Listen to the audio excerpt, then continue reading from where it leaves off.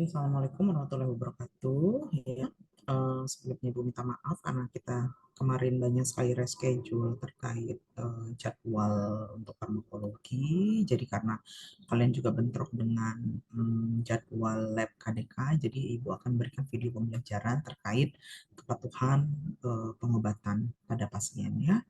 Oke, Ibu mungkin akan langsung saja masuk ke materi.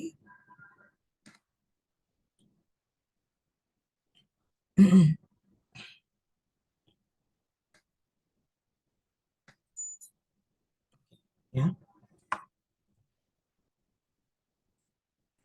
Eh, Nah, untuk materi hari ini kita kan tentang kepatuhan pengobatan ya. Kadang ada pasien yang apalagi kalau pengobatan lama itu dapat menyebabkan ketidakpatuhan dalam pengobatan karena mereka merasa bosan gitu dengan pengobatan yang terus-menerus. Nah, apa saja faktor-faktor yang mempengaruhi ya? Nah, banyak faktor-faktor yang mempengaruhi kepatuhan akan pengobatan ya. Salah satunya usia. Nah, usia dari pasien ini pasti akan mempengaruhi ya. Terkadang semakin usia seorang semakin tua itu ketidakpatuhan itu makin terasa ya, semakin tinggi ya jumlah ketidakpatuhan. Karena mereka sudah bisa menolak gitu ya, mereka denial dengan kondisinya gitu. Jadi semakin muda itu akan lebih mudah mengaturnya karena biasanya kan orang tua yang mengatur pengobatan anak ya. Nah, ini juga akan mempengaruhi kepatuhan dari seorang dalam pengobatan. Kemudian gender. Nah, gender juga kalau kita melihat dari gender, data yang menyebutkan itu yang lebih banyak patuh itu perempuan ya. Tapi bukan berarti perempuan juga selalu patuh, tidak ya. Cuma kalau kita melihat persentasenya memang lebih banyak pasien-pasien perempuan yang lebih patuh untuk melakukan pengobatan sampai tuntas ketimbang laki-laki. Karena kalau laki-laki itu cenderung dia merasa ini saya sudah apa namanya enakan, jadi saya tidak perlu berobat lagi atau saya tidak perlu mengkonsumsi obat lagi gitu ya. Jadi lebih ke arah situ ya kalau untuk faktor dari gender. Kemudian income. Nah, pendapatan ini juga akan mempengaruhi ya. Sekarang itu kebanyakan orang income-nya yang tinggi atau income besar itu cenderung lebih patuh terhadap pengobatan ya karena mereka lebih aware dengan kondisi kesehatan mereka gitu loh. Apalagi zaman sekarang banyak sekali klinik-klinik kesehatan ya mudah diakses kalau kita lewat telemedicine gitu ya. Jadi memang mereka lebih mengutamakan kesehatan ya. Berbeda mungkin dengan pendapatan yang rendah. Kalau orang pendapatan rendah kadang berpikiran untuk makan aja bingung gitu. Bagaimana saya mau berobat gitu. Karena sudah tidak terfikir kembali gitu. Karena sudah fokus dengan oh saya mau bekerja untuk makan besok hari gitu ya. Kemudian education. Nah, education juga mempengaruhi sekali gitu. Karena semakin tinggi tingkat pengetahuan orang, dia semakin berpikir ya. Nah, dia semakin berpikir jadinya apa namanya kemudahan akses yang bisa dia lakukan, dia mampu berpikir pentingnya kesehatan itu untuk dia itu membuat dia lebih aware dan membuat dia lebih patuh dengan pengobatan. Nah, ini relate dengan pasien intelligence ya. Jadi intelijensi setiap orang itu ya memang akan mempengaruhi dari edukasinya. Kemudian pengetahuan tentang penyakit. Nah, ini juga bisa relate nih dengan edukasi ya. Cuma memang tidak melulu orang yang well educated itu oh pasti dia paham atau dia mengerti tentang penyakit. Nggak selalu kan. Ada juga biarpun dia mungkin tidak berpendidikan tinggi, tapi dia ada kemauan gitu belajar, ya bisa aja banyak akses yang bisa kita dapatkan ya dari manapun, sehingga meningkatkan pengetahuan dia mengenai mungkin penyakit yang dia derita gitu. Tapi dengan seseorang paham tentang penyakitnya, mengetahui gitu, mempunyai pengetahuan yang lebih, informasi yang lebih tentang penyakitnya, itu tuh akan membuat dia lebih patuh dengan proses pengobatan ya. Kemudian ancaman-ancaman penyakit yang serius. Nah, ini juga akan mempengaruhi kepatuhan gitu ya. Misalnya eh, kadang ada orang yang dia memiliki penyakit serius gitu ya. ada rasa kekhawatiran gitu ya, ada rasa kekhawatiran, eh, mungkin takut mengalami komplikasi yang lebih lanjut. Nah, itu juga dapat memotivasi orang untuk patuh gitu. Bukan berarti orang akan selalu patuh ya karena mereka mengalami atau mereka merasakan penyakit yang serius. Kadang juga banyak kasus orang yang penyakit serius tapi dia ngerasa udah pasrah gitu. Nah, relate juga dengan mungkin income dia yang rendah, makanya dia ya udah pasrah aja gitu kan, mau kayak gimana lagi gitu. Uang untuk makan nggak cukup gitu kan. Bagaimana dia untuk pengobatan dia? Nah, jadi memang ini faktor-faktor yang akan mempengaruhi ya. Kemudian lanjut, nah bagaimana penerimaan terhadap penyakit tersebut gitu ya. Ya pada saat kita sudah menerima misalnya penyakit tersebut gitu. Jadi kita lebih lebih ikhlas menjalani gitu ya, itu juga akan memudahkan proses pengobatan. Kemudian kepercayaan terhadap pengobatan. Nah, ini sangat penting juga nih. Banyak orang yang tidak mempercayai, jangan-jangan minum obat itu tuh nggak ampuh gitu ya. Apalagi ingat nggak kalian zaman-zaman COVID kemarin? Jangan berobat ke rumah sakit, batuk pilek aja udah di COVID-in. Nah, itu kan kepercayaan dan ketidakpercayaan orang terhadap eh, pengobatan ya gitu. Jangan mau minum ini nanti malah jadi sakit gitu. Nah, ini akan mempengaruhi. Jadi pada saat kita misal mengalami suatu penyakit, kita harus percaya. Ya, kita harus mempercayai kalau treatment yang diberikan itu dapat menyembuhkan kita, gitu ya. Makanya kita juga nggak bisa kalau berobat itu sehari dua hari kita minum obat udah sembuh gitu loh. Ya, pasti ada proses gitu. Batuk pilek pun ada proses kan. Nggak ada sehari minum obat batuk itu langsung hilang batuknya. Nggak ada. Itu pasti ada proses. Gitu. Di mana proses itu ya kita harus mempercayai kalau treatment atau pengobatan itu ampuh ya. Kemudian fisik ya. Fisik ini pastinya akan mempengaruhi juga terhadap kepatuhan ya. Jadi fisik orang yang misalnya orang-orang yang udah mengalami penyakit terminal, misal udah di akhir gitu ya, udah lebih banyak pasrah. Ya sudahlah gitu, ngapain minum obat, ntar juga mati misalnya ya. Nah, jadi ini akan mempengaruhi juga untuk kepatuhan dari pengobatan. Nah, status menikah juga ya tadi seperti yang di awal gender, laki-laki kan cenderung agak kurang patuh ya, kurang aware untuk hal-hal yang seperti ini. Perempuan lebih aware. Nah, dengan status pernikahan ini juga dapat mempengaruhi ya kepatuhan. Misalnya dia sudah menikah mungkin lebih patuh karena apa? Ada istri, ada anak yang dapat mensupport gitu ya.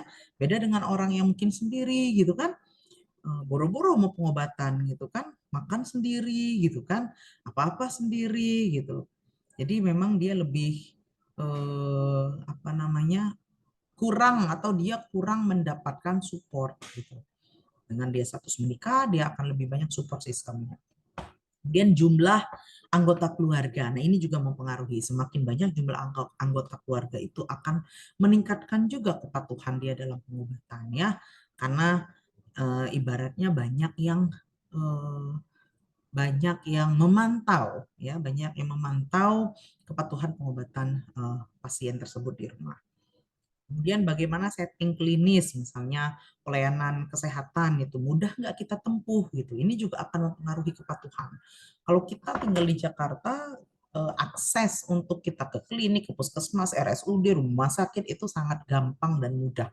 Coba kalau misal saudara-saudara kita yang di daerah pelosok itu mereka kadang aksesnya harus naik kapal speedboat dulu beberapa jam gitu ya. Nah, itu akan mempengaruhi apa namanya? Kepatuhan mereka. Karena kan aduh, biaya untuk mereka naik speedboat aja udah berapa gitu loh. Mereka harus datang misal sebulan sekali gitu. Nah, itu kadang ada yang berpikir mungkin menghabiskan waktu ya karena itu tadi kan banyak kewajiban yang harus mereka lakukan selain mereka berobat gitu. Kemudian penyakit yang mungkin dapat terjadi di kemudian hari atau komplikasi dari penyakitnya. Nah, ini juga dapat mempengaruhi kepatuhan. Misalnya dia sakit hipertensi gitu. Rutin nih dia minum obat, taunya dia kena gagal ginjal. Nah, kadang orang udah ini akan ngapain gue minum obat gitu kan, nanti juga malah jadi penyakit yang lain. Nah, kadang ada hal-hal yang seperti itu ya. Komplikasi-komplikasi penyakit itu juga akan mempengaruhi kepatuhan. Kemudian terapeutik regimen ya. Jadi bagaimana terapi yang sudah ditetapkan itu yang harus dilaksanakan. Misalnya kadang kalau kamu berobat kan ada dituliskan 3 kali sehari. Kalau misalnya antibiotik dihabiskan. Nah itu tuh diikuti gitu ya. Dengan adanya terapeutik regimen itu juga akan meningkatkan kepatuhan pada pasien. Kemudian, nah kalau dari faktor sosial ekonomi gitu kan, apa sih yang akan mempengaruhi ketidakpatuhan medikasi gitu? Misalnya literasi dia tentang kesehatan itu kurang atau pengetahuan dia tentang kesehatan itu kurang. Oh, sudah pasti itu ya, dia dengan pemikiran dia tidak paham dengan penyakitnya, jadi dia ngapain saya berobat gitu. Nah itu akan mempengaruhi ketidakpatuhan. Kemudian jadwal yang mungkin sibuk atau padat gitu ya.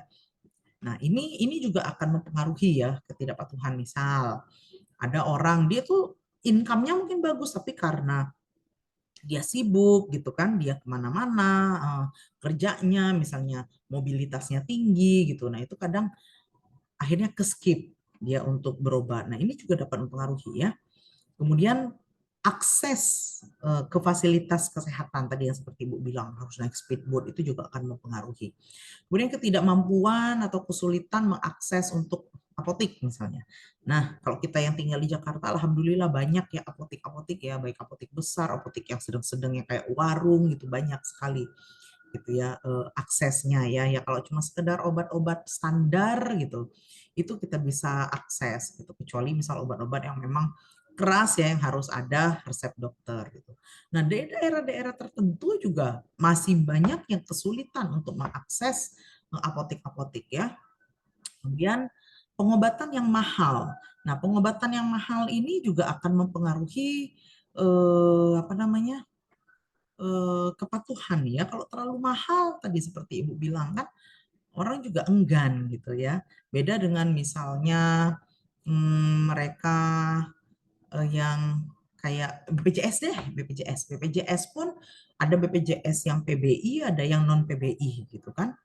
Nah, kalau misalnya dia BPJS PBI yang dibiayain oleh pemerintah, nah itu juga biasanya kan pengobatannya ya standar gitu ya. BPJS yang bayar pun standar gitu. Nah, kalau mau yang lebih bagus, misalnya yang paten, ya itu kosnya lebih besar gitu. Nah, ini akan mempengaruhi kepatuhan orang ya. Kemudian budaya. Nah, nih di Indonesia ini sangat sangat kental dengan budaya ya. Bagaimana budaya itu akan mempengaruhi pengobatan. Kadang kita terlalu banyak mitos, ini lagi sakit ini nggak boleh begini begini begini begitu gitu. Ya, terlalu banyak mitos-mitos yang kita percayai. Nah, ini juga menjadi salah satu faktor yang sampai sekarang kadang orang di Indonesia itu masih kurang dalam kesejahteraan kesehatannya karena masih banyak yang percaya dengan hal-hal klinik gitu ya. Misalnya oh dia sakit sebenarnya sakitnya sudah parah, percayanya dia diguna-guna gitu. Masih banyak hal-hal yang seperti itu ya. Itu akan mempengaruhi. Kemudian nah, kalau dari faktor sistem pelayanan kesehatannya ini juga eh, mempengaruhi ya, ada pengaruhnya. Misalnya hubungan yang kurang baik antara provider atau pemberi layanan dengan pasien gitu. Sering kan kamu dengar, wah ini perawatnya judes, ini dokternya begini, bidannya begini. Nah itu juga akan mempengaruhi ya. Relate dengan nanti buruknya komunikasi. Nah, kita nanti kan calon perawat tuh. Makanya penting belajar berkomunikasi supaya apa? Jangan sampai apa yang kita sampaikan ke mereka itu tidak tepat gitu. Mereka memahaminya berbeda. Akhirnya percuma yang kamu berikan ya atau informasi yang kamu berikan gitu. Atau kamu tidak berkomunikasi dengan baik gitu loh. Akhirnya ya mereka tidak mendapatkan apa yang menjadi hak mereka ya gitu. Informasi yang benar itu adalah hak pasien gitu. Jadi wajib kita belajar berkomunikasi dengan benar. Ya, jangan jangan juga kamu jutek misalnya ya. Nah, ini kalau jutek, judes atau bagaimana itu akan mempengaruhi kepercayaan orang terhadap pelayanan kesehatan gitu ya. Nah, bagaimana ini perbedaan antara pandangan sebenarnya, pandangan yang berbeda, manfaat kesehatan menurut eh, provider, menurut orang-orang pelayanan kesehatan dengan pasien. Kadang kan orang memiliki pandangan yang berbeda ya. Gitu. Apalagi misalnya pasien itu cenderung yang lebih percaya dengan hal-hal yang klinik misalnya. Ya hal-hal mistis, wah itu mah akan bertentangan sekali gitu. Ya. Tapi apakah kita mengiyakan aja apa kata pasien ya? Kita sebagai tenaga kesehatan wajib memberi informasi yang benar gitu. Meluruskan ya, meluruskan hal-hal yang memang oh kurang tepat sebenarnya gitu. Ya nanti kalau masalah mereka nggak percaya ya sudah gitu. Ya kita nggak bisa memaksakan gitu. Nah ini akan mempengaruhi ya, gitu, karena mereka punya punya pemikiran sendiri. Kemudian faktor-faktor dari kondisi-kondisi yang mungkin ada pada pasien, misalnya kayak terjadi penurunan gejala, misalnya tingkat keparahan gejalanya berkurang. Nah, kadang kan orang, ah udah sembuh nih, gitu. Ah udah enak nih, gak usah minum obat lagi. Nah, ini mempengaruhi. Udah jadi dokter sendiri ya, dia mendiagnosis diri dia sendiri, gitu. Padahal udah jelas, oh dihabiskan nih, misalnya habiskan dalam 5 hari, gitu.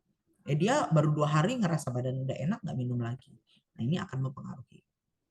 Kemudian eh, ini disappearance itu tidak tampak ya, gejala yang nggak kelihatan.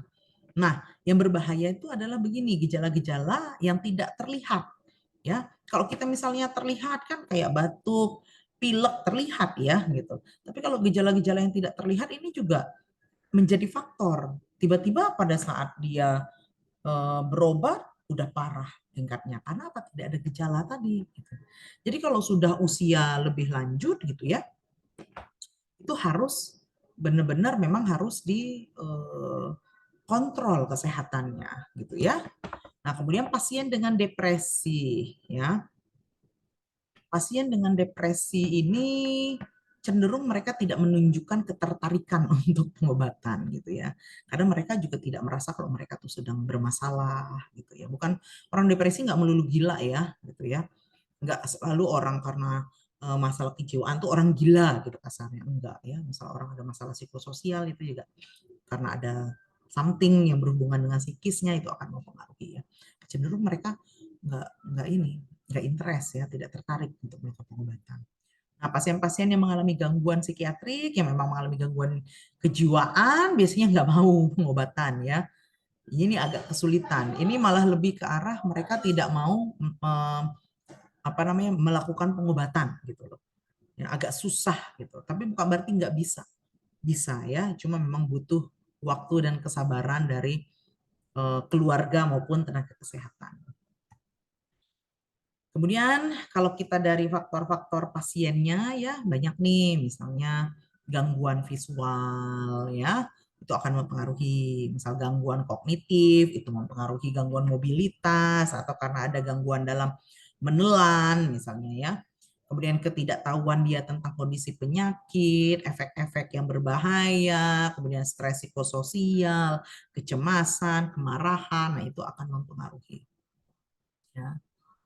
Nah, yang paling penting adalah bagaimana sih peran perawat gitu dalam kepatuhan pengobatan. Jadi kita sebagai seorang perawat itu harus friendly ya, gitu loh. Pendekatan kita itu harus seperti teman gitu. Jangan jangan yang seperti ya kamu itu kesannya kayak bawahan sama bos gitu. Enggak, kita harus dengan teman gitu loh. Ya supaya apa? Pasien itu menerima gitu ya, menerima informasi dan dia mau gitu akhirnya melakukan pengobatan. Kalau kita galak, jutek, judes, nggak mau mereka gitu ya. Kemudian improve. Nah, skill kamu untuk berkomunikasi tadi di awal. Ya kalau mau cuma sekedar ibu minum obat, ya dia juga ini ngapain nih orang gitu kan. Coba kamu misalnya ada orang yang atau pasien yang susah minum obat, kamu benar-benar kamu kasih pengarahan, ya kamu kasih masukan pentingnya pengobatan tersebut gitu ya. Wah, itu dia pasti apa namanya? Pandangan dia itu berubah ya. Jadi komunikasi juga menjadi salah satu faktor penting gitu loh terjadinya atau adanya kepatuhan dalam pengobatan. Kemudian, nah jangan lupa nih ya spiritual. Nah kebutuhan spiritual dan psikologis pasien juga terpenuhi. Kadang ada pasien itu bukan hanya butuh dia dirawat, disuntik, diberi obat, bukan loh. Dia butuh didengarkan. Nah, dia butuh didengarkan. Ya, salah satu tugas perawat juga bisa menjadi pendengar yang baik gitu. Ya, jadi bukan hanya sekedar mengerjakan rutinitas kalau perawat itu, tapi kita bisa menjadi pendengar yang baik gitu ya. Supaya apa? Psikis mereka terpenuhi gitu. Karena kalau mereka tidak mampu mengutarakan kan itu akan meningkatkan penyakit ya. Ditambah lagi nggak ada yang mau mendengarkan saya, ngapain saya minum obat gitu. Nah banyak yang seperti itu. Kemudian kita juga mengimprove bagaimana pendidikan kesehatan, pendidikan dari pasien tersebut gitu ya. Kemudian libatkan pasien untuk mendiskusikan apa namanya konsen kita untuk pengobatan itu seperti apa gitu ya. Jadi harus berdiskusi dengan pasien. Jadi bukan hanya kita gitu loh pemegang pemegang keputusan gitu ya. Nah, ini juga bagaimana persepsi pasien terhadap penyakit, feeling dia dan harapan dia. Bagaimana harapan dia dengan eh, terhadap penyakitnya, harapan dia terhadap pengobatannya gitu ya. Nah, ini tadi kata Ibu. Jadi active listening ya. Jadi kita nggak masalah kita juga menjadi pendengar yang baik gitu dan berempati ya. Tenaga kesehatan itu atau perawat itu berempati bukan bersimpati ya. Kemudian jelaskan dengan clear, dengan benar ya informasi-informasi gitu loh. Jadi jangan menggantung kalau menjelaskan. Jadi harus clear penjelasanmu. Kemudian kita make sure kalau pasien memang mengerti apa yang sudah kita sampaikan ya. Kemudian gunakan regimen terapeutik yang simpel aja, nggak usah susah-susah gitu. Nah kalau di Indonesia sih udah biasa ya, minum obat ini 3 kali 1 sebelum makan, udah jelas ya, clear gitu ya. Antibiotik dihabiskan, clear gitu loh, simple ya regimen terapeutiknya. Monitor efek samping, monitor efek-efek atau manfaat dari pengobatan tersebut ya. Berbahasa dengan bahasa yang sama, maksudnya begini. Kalau misalnya pasiennya bahasa Jawa kita nggak paham ya kita bisa minta tolong orang atau kita bisa menginformasikan ke keluarga.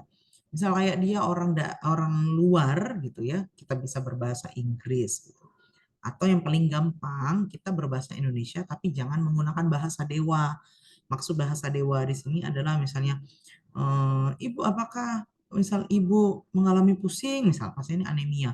Ibu sebentar ibu, saya mau lihat konjungtiva ibu. Oh ternyata anemis misalnya, karena bingung dia kan. Terlalu dewa bahasamu gitu kan. Tinggal bilang bu, lihat bu kelopak matanya. Oh ternyata kelopak mata ibu agak pucat ya bu gitu. Yang sebut bibir ibu sianosis orang nggak paham ya. Jadi gunakan bahasa yang sama. Gitu. Libatkan pasien untuk mendiskusikan treatment dia gitu. Karena pemegang keputusan tetap dari pasien ya. Kalau misal pasien menolak, kita tetap wajib memberi informasi dengan benar. Ya, tapi kalau memang masih ke pasiennya ya udah kita bikin surat penolakan tindakan. Karena supaya kita tidak disalahkan kan. Kita sudah menginformasikan tapi mereka yang tidak mau.